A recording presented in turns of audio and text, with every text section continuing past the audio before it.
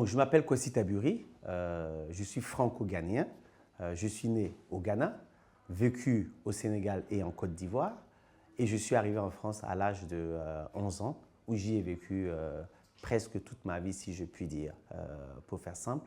Passionné par le sport, donc footballeur à La Roche-sur-Yon Vendée Football, footballeur au FC Nantes.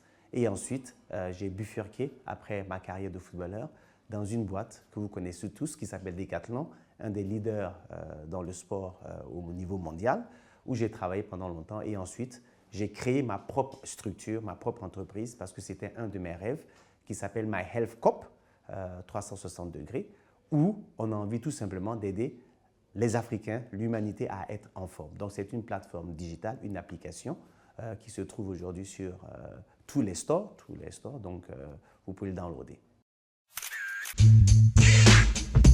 Donc, actuellement, mon domaine d'activité est plutôt dans la health tech, c'est-à-dire on utilise la technologie pour aider les gens qui sont malades, qui ne veulent pas être malades, à avoir une meilleure santé tout simplement.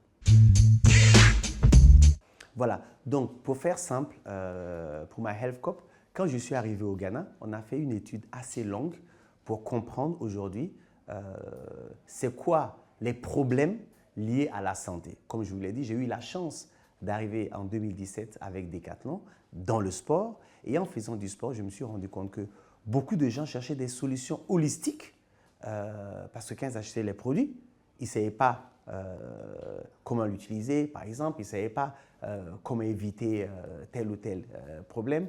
Quand ils étaient malades, ils ne comprenaient pas quelle était la source. Et je me suis rendu compte que les maladies non transmissibles ici étaient un vrai fléau. C'est pour ça que j'ai eu l'idée, avec une petite équipe de Ghanéens, de créer une solution technologique, mais pas que, 360 degrés, pour pouvoir récolter la data des gens, pour comprendre de manière subtile leur santé, sans qu'ils s'en rendent compte. Basiquement, on utilise votre téléphone, parce que toute la data est dedans, votre wearable, votre montre connectée, et quand on récupère la data dans notre appli, on peut prédire tout de suite le risque que vous avez, vous donner la solution pour inverser ce risque-là ou vous soigner. Pour faire simple, vous avez un docteur dans votre poche avec My Health Cop. Donc, avec cette data, on peut maintenant prescrire tant de choses pour vous soigner ou vous aider à ne plus tomber malade. Mon rêve, c'est que les gens ne tombent pas malades, tout simplement. Donc, le fléau et le problème que je me suis rendu compte, c'était les maladies non transmissibles.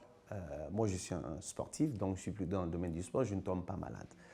Et pourquoi cette idée est arrivée?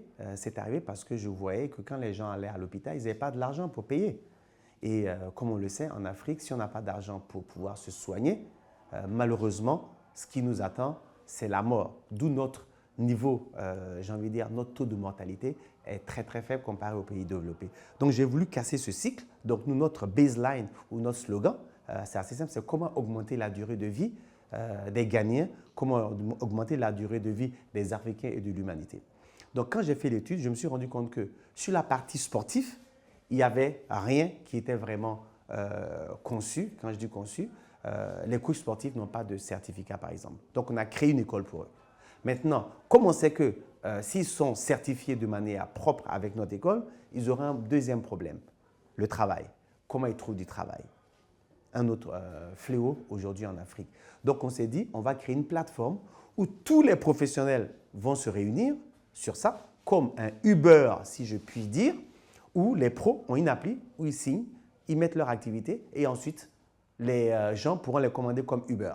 Maintenant, pour pousser cette solution plus loin, on a tout simplement intégré une intelligence artificielle avec pour but de se connecter à votre monde connecté, à votre téléphone, récupérer la data dont les professionnels auront besoin plus tard, la structurer, l'analyser, vous prédire le risque et vous donner la solution pour ne pas que vous tombiez malade.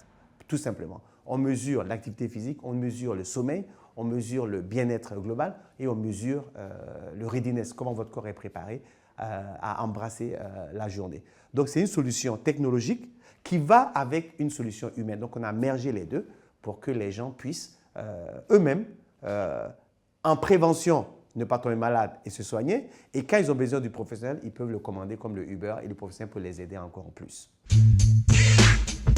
comme tout le monde connaît l'Afrique, le premier problème de l'Afrique, c'est qu'on est dans un marché informel, d'où la technologie, parce qu'avec la technologie, on peut aller partout. Donc, nous, c'était assez simple.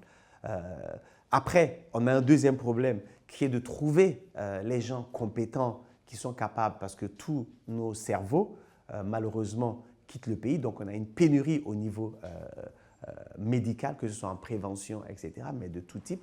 On n'a pas assez de docteurs, on n'a pas assez de physio, on n'a pas assez de nutritionnistes, on n'a pas assez de coachs sportifs. Les professionnels de santé sont très peu nombreux pour la population. Ce qui fait qu'aujourd'hui, beaucoup de gens sont malades, mais ne trouvent pas le moyen de se soigner. Donc, le seul chemin à prendre, c'est la prévention, d'où le chemin qu'on essaie de prendre, tout simplement. Comme je dis toujours, le Ghana, l'Afrique regorge de talents. Moi, j'ai une croyance, tout le monde dans le monde doit être entrepreneur lui-même. Et on a la chance d'avoir ce vivier-là.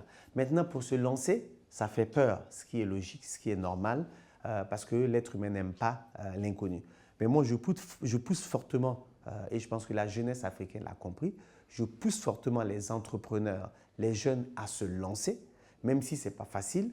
Pour moi, qu'est-ce qu'il y a de mieux ou de plus beau de transformer sa passion en son travail? Quand on est passionné par son travail, on ne voit même pas qu'on travaille.